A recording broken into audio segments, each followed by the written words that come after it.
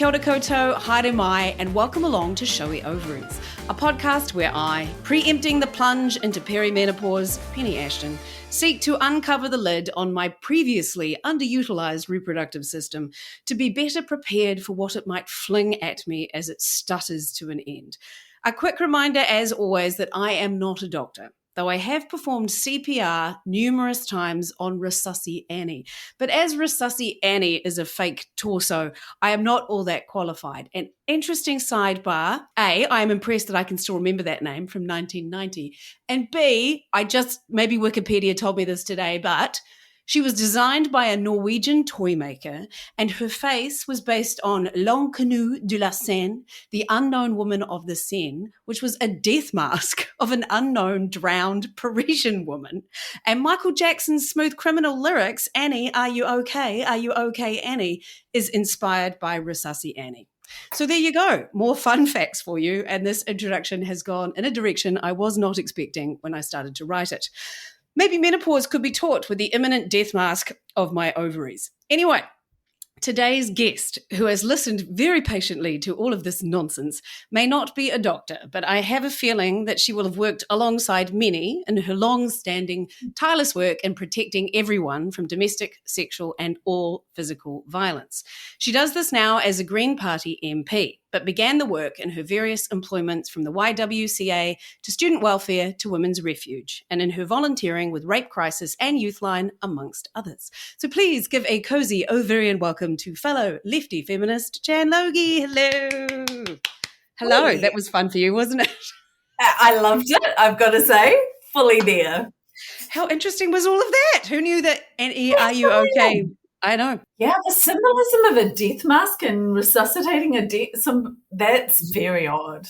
Yes, it really is. And also just like an unknown dead woman. There's something vaguely, I don't know, misogynistic about all of that somehow. There is. Yeah, but maybe I just see misogyny everywhere. Maybe I do. Anyway, hello. How are you doing there? Very well, thank you. God, so apparently Parliament is on a recess. That's right. But we've had a day, we're hearing submissions on the fair pay agreements at the moment. So I've been on Zoom a lot the last couple of days, and it's been fascinating. Right, and you've had Business New Zealand that's had some issues and interests around that? Yes, it's been just actually very tragically polarised between business representatives who are saying, there's no problem here. What's race to the bottom? Everybody's doing fine. The minimum wage is okay. Or of course we pay our people lots more.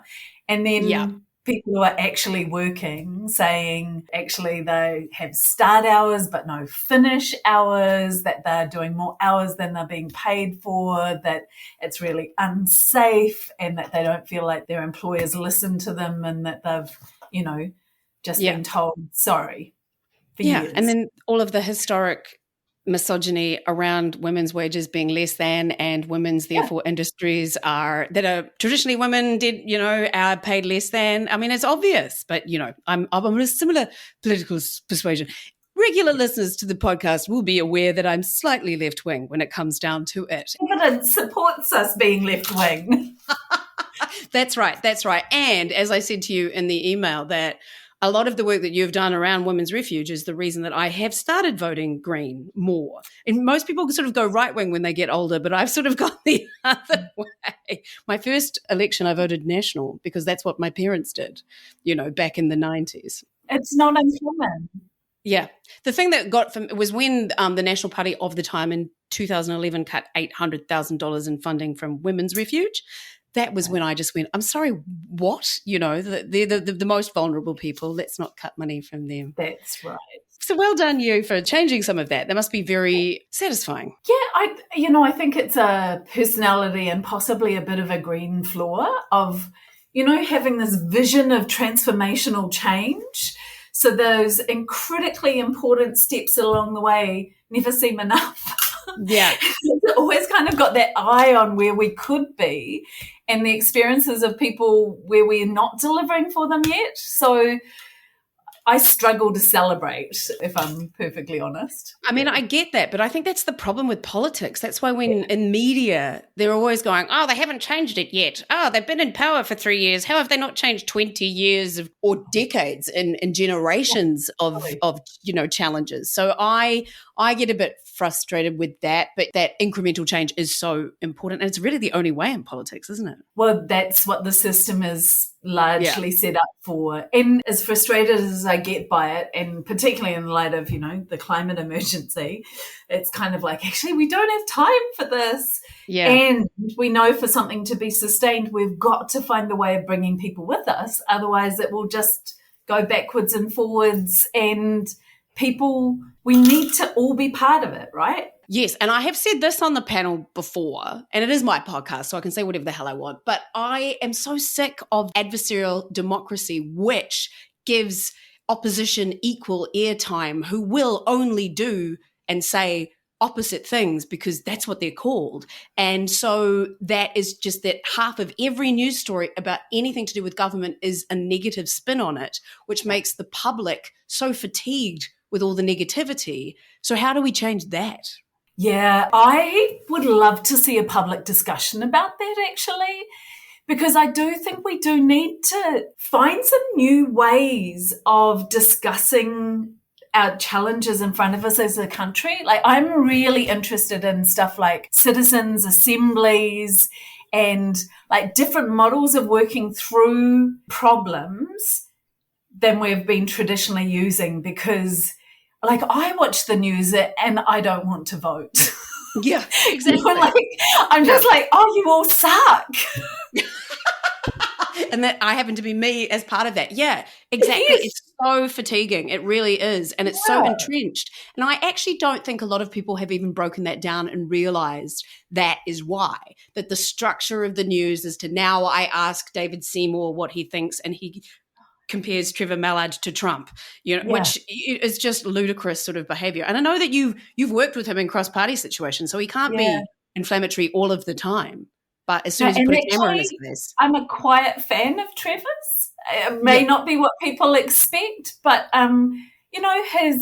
some of the first things he did coming in as speaker was to have a living wage for the staff and catering, was to sit in the chair with a baby and make that message very clear that babies and nursing mums are welcome in the chamber. And I've worked very closely with him around trying to address the harassment and bullying in Parliament. And we haven't got where we need to get to by a long way. But he is very active in the work of trying to get us there. So I'm a little sad to see him go, to be honest. Yeah, and again, I'm like, this is where something that was potentially not the most sensible course of action, but yet wasn't, some horrendous thing, has been completely hijacked and derailed the whole situation. And that's what the media does as well. And I'm part of the media, so that's when I get to go, well, I'm a little bit, and also I'm a pundit. Like, how often do I go, oh, shut up, who gives a shit what you think? And then I'm like, well, and and that's it. When people get angry at me for expressing an opinion on the panel, I'm like, well, that's what I'm there for. So anyway, we're both obviously amazing and very clever. So I will get to my longer introduction for you now, and then we can go from there. So here we go. Jan Logie was born in 1969 in Invercargill, and her Southland childhood established a deep connection with the beauty of the untouched environment. And I've said this before, but I've never had a bad audience in Southland, so I've always loved my Southland audiences. Her father was a polar explorer, and her mother a theatre nurse who had previously lived in Lebanon. So global politics featured early on in her life. But the 80s period of radical change and political debate were a little discombobulating for Jan, combined with an undiagnosed mental illness. But with her friends, and particularly her brother's help, she managed to focus on and then graduate with a BA, that most useful degree, in politics from Otago University. What got her back on track was discovering activism and community work, particularly through Women's Refuge, which gave her a sense of purpose, a feeling of making a difference, and a solidarity in wanting a better world. And in her maiden speech in Parliament, she spoke of New Zealand's horrendous statistics around family violence and sexual harm, and of her desire to make a change. And in her time in Parliament, Women's Refuge and other organisations have had substantial funding boosts after their earlier cuts. So hooray for that, and it got me on board as a voter. She has also enjoyed working on LGBTQIA+ issues, such as expunging previous homosexual convictions, increasing funding for gender-affirming procedures, and she also established what she likes to call Parliament's Queer Straight Alliance, with cross-party members focusing on advocating for queer rights. So one more time, please welcome down Green Party superstar Jan Logie. Hooray! Did you like hearing all of that? It's actually, sometimes it's nice to be reminded, and I mean quite a bit of that was from my maiden speech. It was. Which I go back to fairly regularly to kind of make sure I'm still on track about why I'm in politics and make sure I'm not, getting sucked into the whirl of self-importance. Yeah. So it was nice. Good. Yeah, and that's the thing, because I can imagine you can get pretty jaded in there, because I honestly think, regardless of what colour you are, of your party going in there, that most people think that they're going to try and make a difference to their political ethos rather than just be megalomaniacal, pigs at the trough, all that sort of stuff. But then you can get a little corrupted along the way, I guess. That's I'm constantly watching out for that, because I came in from having worked with politicians from the community and working on campaigns and seeing that it made a really big difference to have somebody in there to work with. Right. And that, we do see that disproportionately politicians are working with certain groups of our population and not others, right? Yeah. The loudest with them, generally with deeper pockets a lot of the time. That's right. So, and there are, there's the theatre of Parliament's just the worst theatre in the world. And I've seen some bad theatre, let me tell you. I did study drama a little while, so yes. Right. Yeah, okay, yes. And just, again, it's that whole how easily a soundbite can skew decades of work or hours of work, etc. Yeah. So it must be interesting going from the micro to the macro, essentially, which is what you are doing. But the thing is too, because some people are not suited for that. Like there have been some former Green Party members, one could say, who are better as agitators and protesters than actually seeing the compromise that has to happen once you actually get into power. How have you found that? That, I think, usually the thing that I feel makes it okay for me is to have touchstones and to be able to go back to people in the community and check out, is this compromise selling out, or is this compromise that's moving us forward, and have I got your support with this? Because that's what matters. It's not, and it is something to watch out for, right? Is when we start making excuses that really shouldn't be made. However, you do have to compromise because you're not like the party in full power. So you can't actually do everything that you want to. Exactly. And when you're in opposition, you want to be making progress as well. And that means that, you're not going to get everything, and you'll get less than if you've got a connection into the government or you're in government. But all of those things require other people to come on board. Absolutely. So it's never, even if you're the minister, it's very rare that what you deliver will be your vision for what needs to happen. And that must be hard. Like, I feel like that must be wearying a little.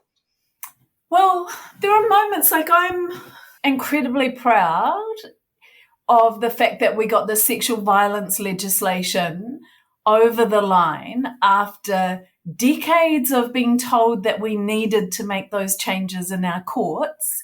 And the lobby against those changes was so strong. It was such a fight to get them across, but we got them across. It's still a huge amount of work that needs to be done, but those were things that had been sitting, waiting to be done for a long time. And that, in its essence, doesn't feel like a compromise. That feels like a start.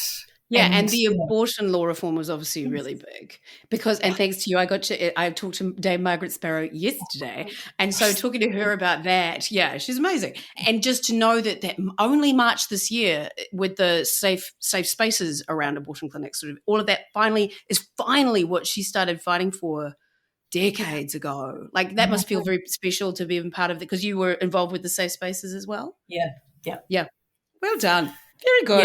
Yeah. And actually, I was reminded of this. I was doing an interview with somebody in the UK earlier in the week, and she prompted me that when I first came into Parliament, we have seen changes over the last 10 years that are really significant. That my first year in Parliament, there was Maurice Williamson standing up and making Parliament clap for the Miss New Zealand contestants who were in the gallery, making this lewd joke about how he'd spent an hour in his office with them, and everyone chuckling and chortling and then standing up and clapping. It was just that would not happen. There's just no way that would happen now. And then him getting up and doing a speech about a big gay rainbow coming up the Pakuranga Highway. Like even, who would have thought he would do that? Well, after that speech, for example. So even it's lovely to see actual change, not just with the institution, but within the people. That's right.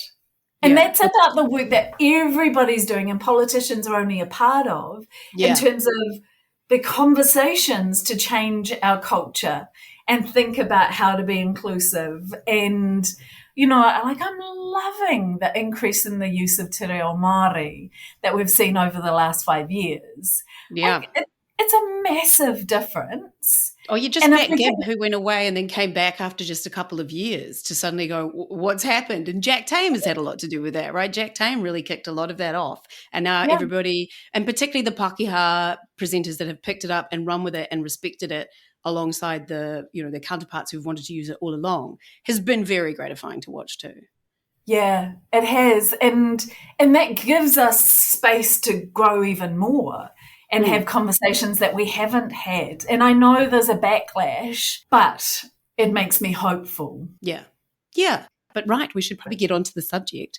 So first question, what has your relationship been like with your body through your life and what journey has it been on? Well, I don't know how other people have answered that, but that's a very central question for me. I had an eating disorder from the age of probably about 13 right through intermittently, probably until my 30s. Oh, wow. Right through into your 30s. So that's intermittently, enormous. Depending on what was going on in my life. And it still feels as if it's something that I have to regularly engage myself with. If not the behavior, the thought processes.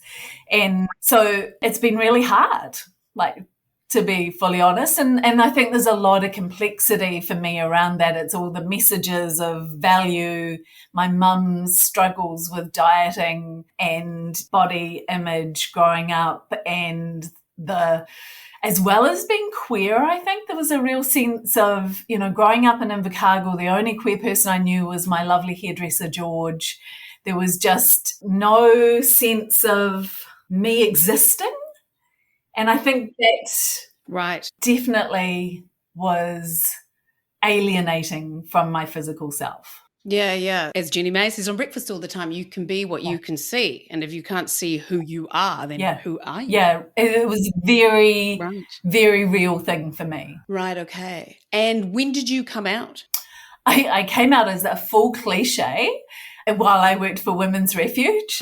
I was a very active member of the Straight Women's Caucus. Okay. Fancying lots of people there. Yeah. Fighting against homophobia everywhere while having the very serious hots for the gorgeous lesbian who I picked up on my first day at work. Right. And so how old were you then? I was 22. Yeah, wow. Oh, no, actually. No, I was 20, yeah. You were 20, right? And that incredibly freeing? And it was the combination, and that's the thing of I can't separate for me my experience in terms of refuge and that sense of actually not standing alone against the misogyny in the world that had really overwhelmed me, and the body being part of that, but also just the levels of violence everywhere. But also about that there's a policy, or there was at that time, around lesbian visibility and recognising lesbians having played a very significant role in the movement, not out of self-interest, but for others out of kind of political interest. And so that that was incredibly liberating and absolutely helped shift my mental health to a much better place. Yeah. Right. Okay. Yeah, I can imagine it must be like sort of the falling away of some shame, and then seeing your body as something that is useful in a different way. And then did that help with your eating disorder? Yeah, it absolutely did. Great. It's like, I think having a partner and learning to enjoy my body, Yeah. like actually like, oh, that's good. Like that's helpful, right? Yeah, totally. Yeah. Like if you responding sexually to somebody who you actually fancy as opposed to who, Dynasty has told you to fancy, that would be quite a different thing. Yeah, totally. As well as just that sense of very, the political consciousness of who benefits from me feeling, shame and disconnection and So now, did you not, you went to Japan, right, on the JET program? Yeah. So Japan isn't exactly known for being very tolerant of rainbow communities, correct? It was, and I wasn't particularly out in my daily life there, though I did go on a pride parade. And I know I was living in Hokkaido in the far north, and I would almost describe it as a surreal experience, actually. The contrast between pride parades here, where there's lots of people lining the street, there's a real sense of celebration and love. And there we were walking down the street in a fairly large-sized group, and people either looked the other way or they just stood and their jaws dropped and they stared at us as if we were, from another planet. And this was in your early 20s, was it? No, I went to Japan quite late. I went in my 30s unusually. Yeah. Right. And I hear some people thinking I've been judgmental, but I've had a couple of friends who are gay. One gay from Japan who actually just sort of basically came to New Zealand to get away from that, and another New Zealand-born friend who went to Japan and had a partner that just would never, ever acknowledge him. So he ended up sort of leaving because of that and having to leave this man behind that he loved, because of all of that. So, that would have been... Yeah. So how long were you there? 3 years. I only meant to stay 1 year, but I had this very lovely boss. And when I said I was thinking about leaving, he cried. And you were like, just after I stayed for 3. That was some good emotional manipulation. Right. Okay. And how are you now with your being, your body now? I pretty good, I would say. I still, I have to check myself every now and again, and I would say every few months have one of those days where I look at my clothes and go and struggle to find the right outfit. And that's not about my clothes. It's about what's going on in my head. Yeah, absolutely. Which I think is probably a fairly familiar. Yes, absolutely. Regular listeners will know that I've had a lot of issues around, for me, it was around medications making me hungry, but I didn't know that. And then dieting endlessly and that shit just gets in your head. And for me, and I'm taking a new medication currently for another issue and one of the side effects is it can maybe make you hungry. And I'm so paranoid. Like I had lunch today, but I was like, I'm still really hungry. Oh shit. And you just, and I wish I could just turn that off and throw it away, but I find that very hard.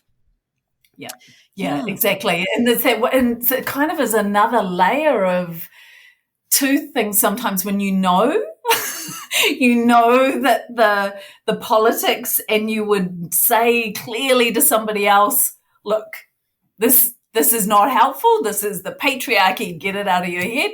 But, somehow it's just another layer of judgment when you're saying it to yourself. It's so true. And I've said this to various people like Caitlin Smith, who I interviewed just last week. And she's so gorgeous and she has so much shame. And I'm like, put that out of your head. And I said, but I know you won't listen because we're all the same that way. And it's so frustrating. Anyway, now, did you know anything about menopause apart from your period stop, that sort of thing? Did you know more about it than that? No, I think it's fantastic that we're starting to talk about it. The first, in terms of for myself of understanding, I think I knew about period stopping. I knew about night sweats. Oh, not night sweats, but hot flushes. Yep. And I think my mum talking about mood disturbances. Oh, yeah. So that was probably about the extent of it. Isn't that interesting too? And you're working at Women's Refuge and surrounded by ladies. Yeah. But isn't it shocking? I'm like really struck by this at the moment where we're considering the legislation to extend ACC cover for birth injuries. Oh, please do. Please do. Yeah, right? Yeah. It's astonishing that somebody can catch their baby, a man can catch their baby and put their arm out and get ACC, whereas the woman who's been torn can't. It's like, well, anyway, so I'm on board with that one. Yes. Great. Yes. Get on with it. Yeah. And women have been like living, like there's stories that we heard from women of a woman in her 70s who was saying she's been living with this her whole life. Oh, man. An untreated injury, had no idea. Oh, she didn't even know. She didn't even know. And where people have lost their ability to have sex, relationships have broken down, as well as all the other kind of, the physical struggling to pick up their babies, just the attachment issues that have arisen from this, and like radio silence. Yeah, wow. Yeah. How is this that it's taking until now for us to respond as a country, and that our health system has just completely failed to recognise this need? And it feels to me that menopause is the same thing. Absolutely. Right? It's all the patriarchy. It's all the patriarchy. Yeah, it really is. And for me, again, it's the fact, and I've said this a lot, people will be sick of me, but the fact that the very productive system that peoples the world has been the thing that has been held us back and kept us silenced is weird. That is just so bizarre. It's the thing that keeps the human race going, but we've been given so much shame around it. And so you're like literally working on that at the coalface with legislation, which is amazing. But yeah, it's flabbergasting. It really is. Yeah. And the sense of, and because it's at that macro level of just what people are suffering and working out in silence, but also just the things about our very own bodies that are a mystery to us. Yeah, absolutely. And I was talking to Margaret Sparrow, and when she was studying medicine in the 50s and 60s, they didn't learn a thing about menopause, like not a thing. So then how did you find out about it all? Well, actually, I went to my doctor because I was having night sweats, and this was before I turned 30. Oh. And before I turned 40, sorry. Still. Would have been a bit different.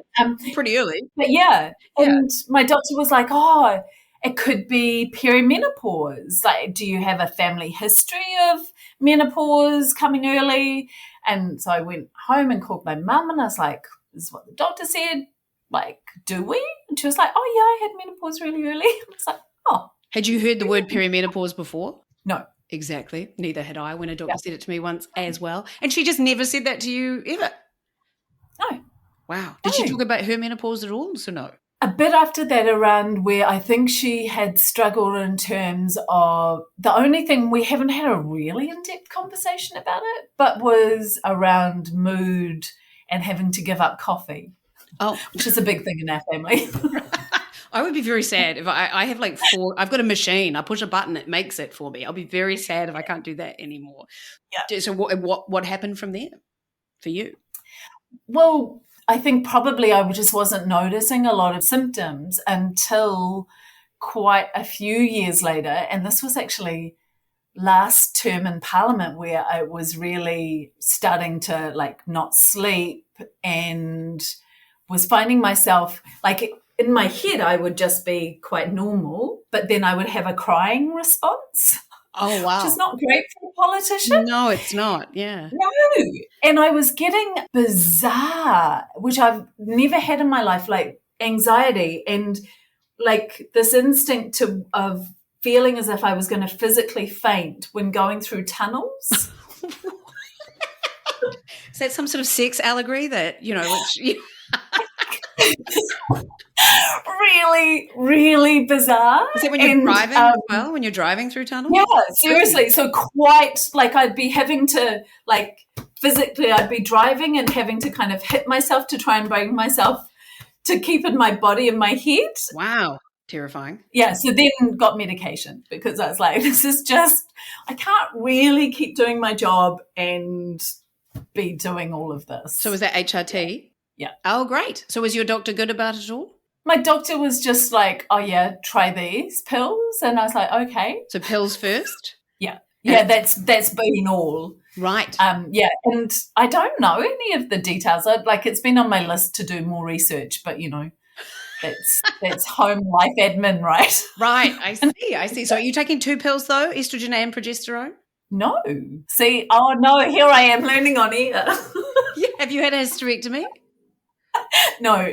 Right. Well, you're supposed to, maybe it's a combined pill because you're supposed to take progesterone to protect the lining of your uterus against developing cancer. So hopefully it's a combined pill. Hopefully. I've got a new doctor, mine retired. He's a lovely young man. And when I asked him, I was just saying, I'm kind of interested in understanding this more. And he was like, oh, I've actually only ever spoken to 3 women about menopause. I don't really know. Yeah. Oh my God. And he's a young man. So he's graduated recently. And that just makes not that young. He was actually an oncologist and has shifted into being a GP. Oh, so. I see. Right. Okay. But he needs to bone up on that because half of statistically, yeah, a lot of people take now, even though you see, I have learned a lot, but as I say at the beginning, I am not a doctor. So definitely, but I would maybe try and find a menopause specialist doctor. Yeah, that is the next thing on the life admin. Yeah. Transdermal patches have a bit of a lower risk for blood clots and strokes and things like that. But I would just look into that. And there's something called micronized progesterone, which is utrogestin, which a lot of people love. But you might be taking a combined pill, as I said. But I would clarify that one. But it obviously just worked without too many horrible side effects. Yeah, totally. Interestingly, probably weight gain has been, but then that coincides with COVID. So really, who knows? Yeah. Even though HRT can be good for stopping that. So yeah, right. Sort of weight gain around the belly is something that's very common with menopause. So yeah, and again, because I've had this paranoia around weight gain, that's something that sort of worries me. But I'm epileptic too. So if I take HRT, I might have to take more because of the contraindications with the medications. It's the gift that keeps on giving, that epilepsy. My mother did drop me on my head as a baby. And we don't know if that is the cause, but it might be. So that everyone's like, oh, so that explains it. Yes, very funny. Right, okay, so how long have you been on HRT? So that would be probably 2.5 years. And you really just noticed the difference that quickly, hey? Well, over 2.5 years, yeah. Well, no, from when you first started taking it, did it work quite quickly? I don't know. I can't remember now how long it was before I was able to go through a tunnel without feeling like it was going to fade. So strange. And I'd get vertigo in tall buildings as well. Very strange. Right, okay. Yeah. And you can sleep well now and everything? Yeah. Fabulous. Yep. Great. Okay, good. Yes. And so it was affecting your working life, wasn't it, until that point? Yeah, it was definitely affecting, just that kind of sense of, I hope I managed to kind of cover it enough, but, it's that you're kind of managing it and feeling like you're desperately trying to cover up something that doesn't feel okay. Yeah. And then, so do you think now that there's more awareness around it, you might just own that, openly? Or would you still rather not? You know what I mean?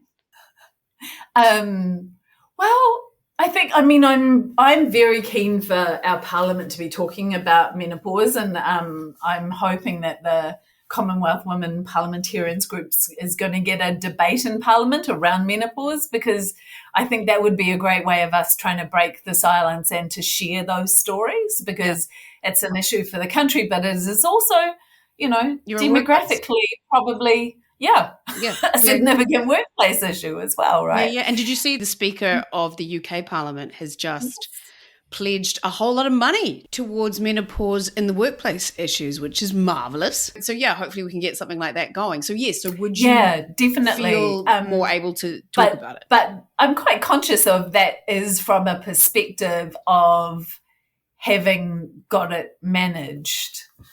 And in politics, it feels like there are certain things that are safe and certain things that aren't. And if I was talking about, it would feel like possibly.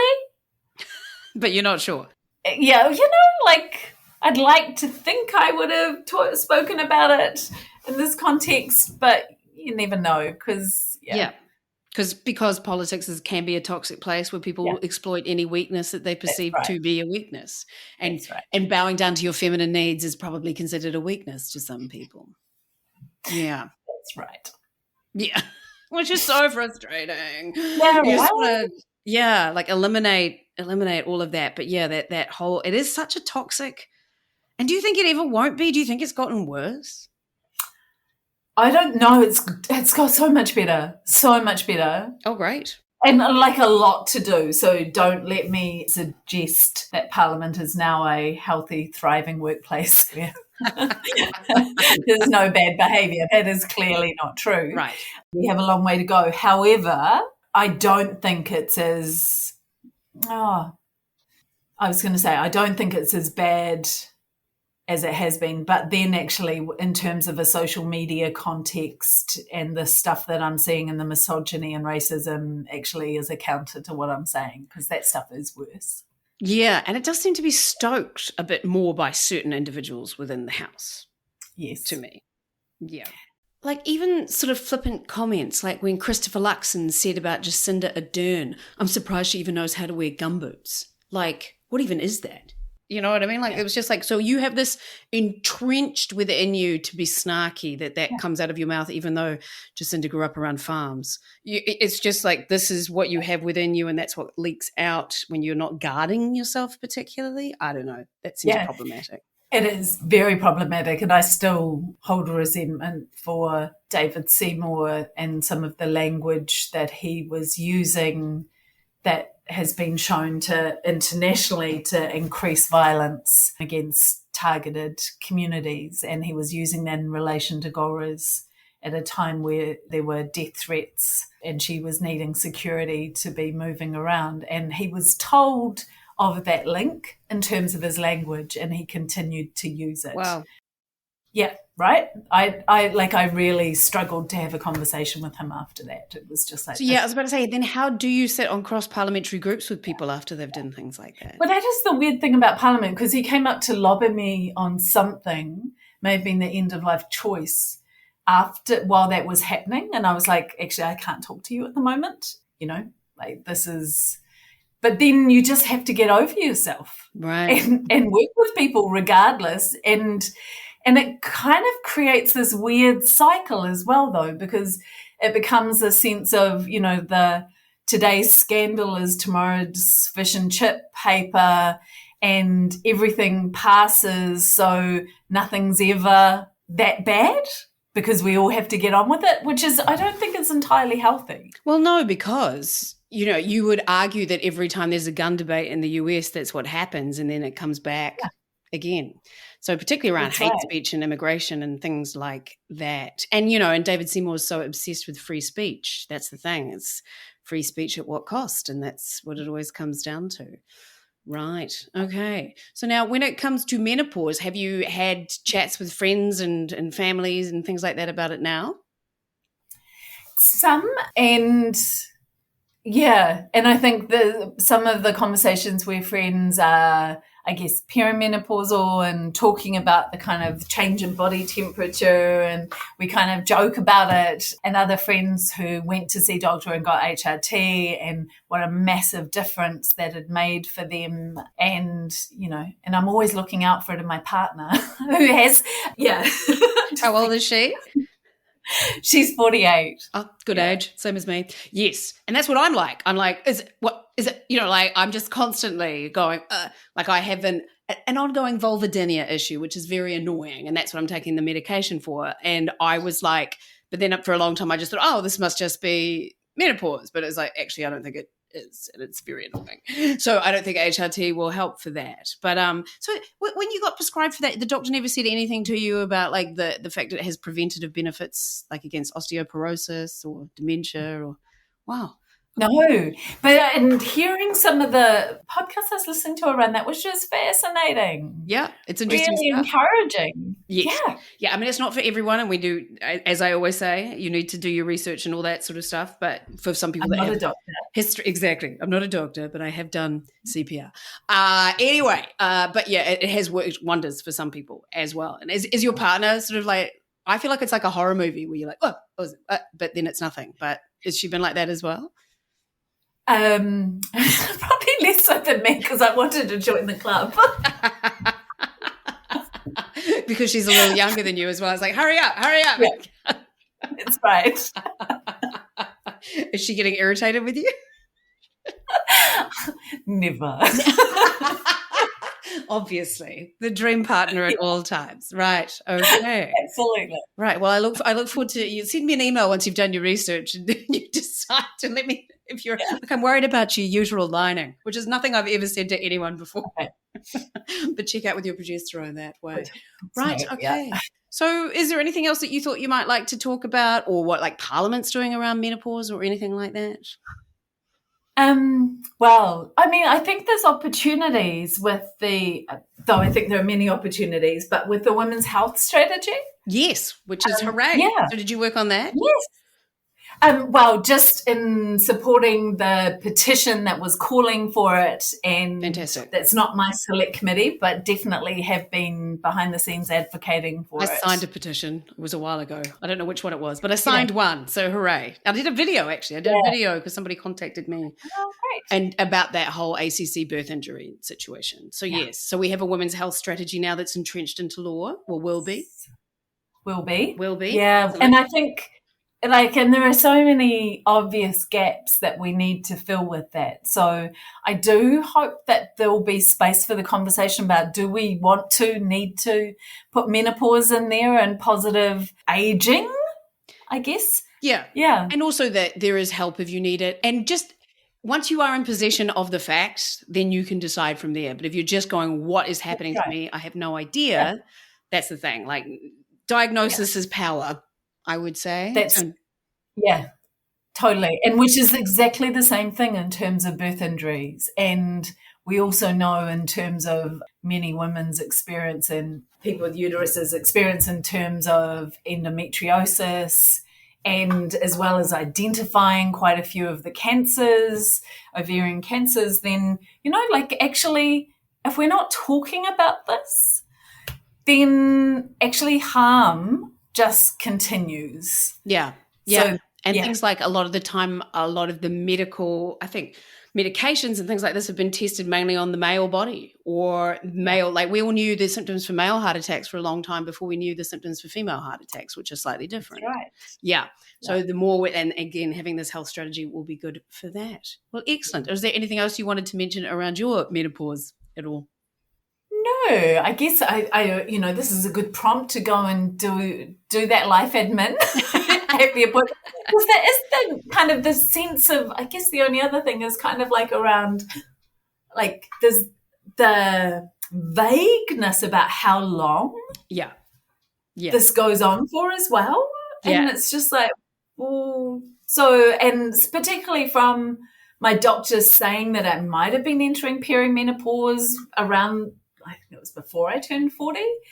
And, so this is quite a long time for me now, if that was indeed that. But actually there was no point where there was any kind of blood test to test it or not. So, like, who knows? Yeah, it can be difficult to use a blood test to test anyway. That's the thing. It's not necessarily that easy to diagnose, because perimenopause is when your hormones are fluctuating wildly. So you can have really high levels at some point and really low at others. Sense. Yeah. So that's the thing. A lot of people go, I had a blood test and it was confirmed. And it's like, it's not actually that easy to do that as well. But perimenopause, they say it can last, like 4 to 15 years. So yeah, and that's the thing, and how long, and when do you come off the medication? Because people like Peter Mathias has been on it for decades and never wants to come off it. So it's up to you to decide, like, do you want to try and come off it and see what happens and then go back on?